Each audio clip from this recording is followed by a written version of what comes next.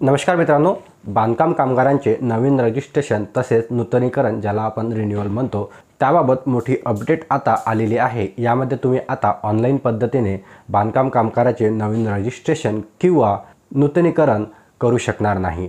तुम्हाला या अगोदर जर तुम्ही बघितलेले असेल की तुम्ही कुठल्याही नेट कॅफे किंवा सेतू सुविधा केंद्रामध्ये जाऊन बांधकाम कामगाराचे जे रजिस्ट्रेशन आहे तुम्ही घर बसल्या किंवा जवळच्या कुठल्याही कॉम्प्युटर सेंटरवरती जाऊन तो फॉर्म तुम्ही ऑनलाईन पद्धतीने भरू शकत होता।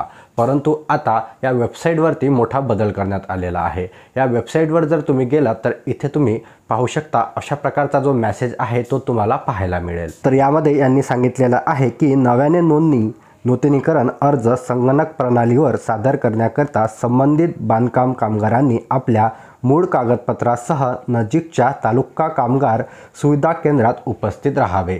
तर तुम्ही आता ऑनलाईन पद्धतीने वेबसाईटच्या माध्यमातून तुमचे रजिस्ट्रेशन किंवा रिन्युअल जे आहे ते करू शकणार नाही। तर आता तुम्हाला तुमच्या जवळच्या तालुकास्तरीय किंवा जिल्हास्तरीय सुविधा केंद्रावर जाऊन हे रजिस्ट्रेशन तुम्हाला करून घ्यायचे आहे। त्याकरता तुम्हाला तेथील सुविधा केंद्रावरती जाऊन तुमचे डॉक्युमेंट जे आहे ते सबमिट करायचे आहे। जर तुम्हाला नवीन रजिस्ट्रेशन करायचे असेल तर त्याकरता तुम्हाला 90 दिवसांचे काम केल्याचे प्रमाणपत्र सोबतच तुमचे आधार कार्ड, बँक पासबुक आणि राशन कार्ड आणि एक पासपोर्ट साईज फोटो एवढे डॉक्युमेंट तुम्हाला तिथे सोबत घेऊन जायचे आहे। सर्व डॉक्युमेंट हे तुमच्यासोबत ओरिजिनल असायला पाहिजे। त्यानंतर नूतनीकरणाकरता देखील सेम डॉक्युमेंट तुम्हाला लागणार आहे।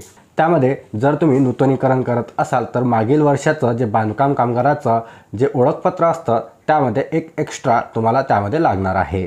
कामगार सुविधा केंद्र तुमच्या जवळपास कुठे आहे, तुमच्या एरियामध्ये किंवा तालुका स्तरावर जर तुम्ही जात असाल तर ते कुठे आहे, जिल्हा स्तरावरती त्याचं ऑफिस कुठे आहे ते तुम्हाला जर बघायचं असेल तर तुम्हाला बांधकाम कामगाराच्या वेबसाईटवर व्हिजिट करायचं आहे। आणि व्हिजिट केल्यानंतर इथे सर्वात खाली तुम्हाला एक ऑप्शन पाहायला मिळेल जिथे की कॉन्टॅक्ट्स अस अशा प्रकारचं ऑप्शन दिसेल।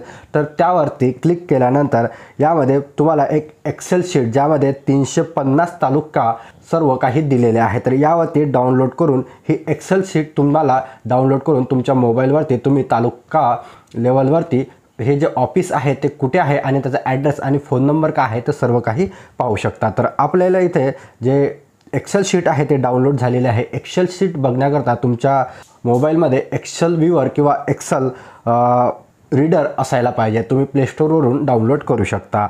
या लिस्टमध्ये तुम्ही चेक करू शकता की तुमच्या तालुका लेवलवरती कुठे हे ऑफिस आहे, त्याचा ॲड्रेस आणि मोबाईल नंबर आणि जो तिथला इन्चार्ज आहे त्याचं सर्व नाव या लिस्टमध्ये तुम्हाला पाहायला मिळेल। तर ही लिस्ट तुम्ही या वेबसाईटवरून डाउनलोड करू शकता।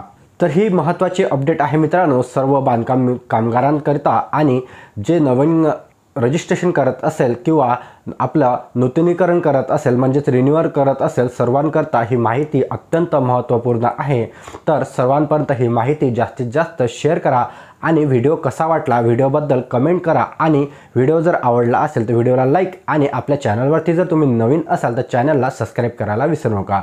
चला भेटूया अशाच एका नवीन महत्त्वपूर्ण व्हिडिओमध्ये।